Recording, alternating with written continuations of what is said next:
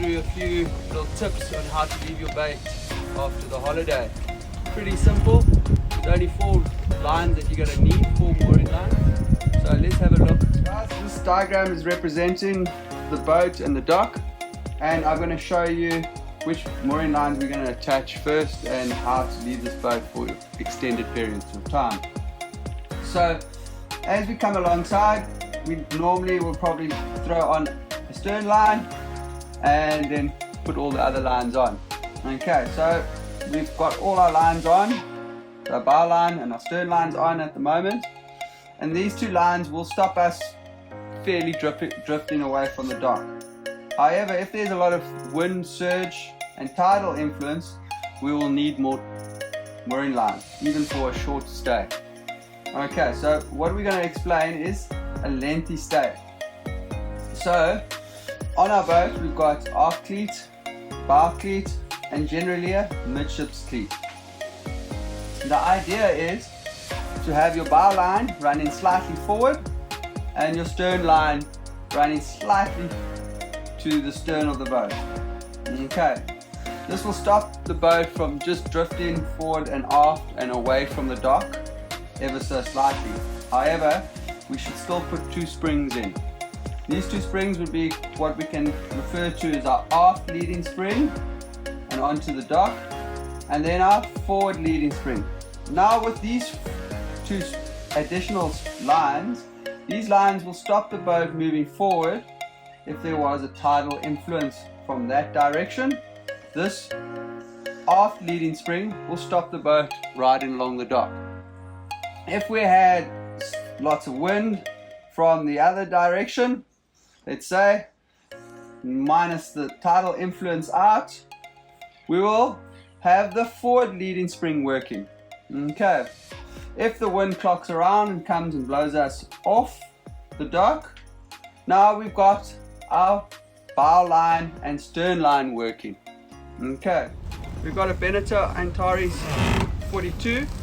We've just shut down the engines, we've come alongside. Now we want to tie the boat alongside and leave the boat for extended periods of time. Okay, we've come to a standstill. We're going to set all the mooring lines up to leave this boat. So what we're going to be looking at is the boat parallel to the dock? Okay, what I mean by that, the stern is in towards the dock and the bow is also parallel. Often what happens, the person on the bow pulls the bow line too tight and the stern is drifted way away from the dock.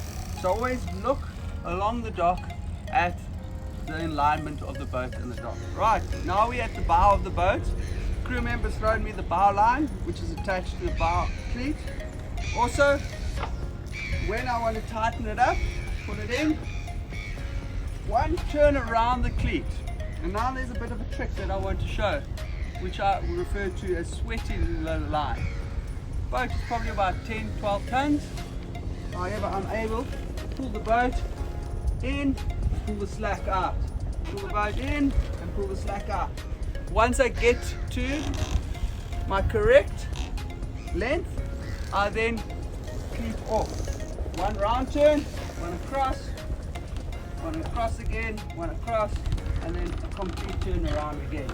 Okay, so now we have a secure bow and a secure stern line. Okay, so now we're at the midships of the boat. I've got my 2 extra lines. We refer to these as springs. So what I'm going to do is I'm going to tie up the forward leading spring. This spring will stop us moving back. Okay, so let's do that. So I've attached the spring with a round turn bow line onto the dock cleat, and now we're coming to the boat's midship cleat. Okay, so what we want is we always want to direct the line from the sea side first rather than a crossover. Okay, the load is incorrectly distributed if you come on this side, and the other disadvantage is you're going to develop chafe on your boat, chafe on the line and chafe on the gel coat.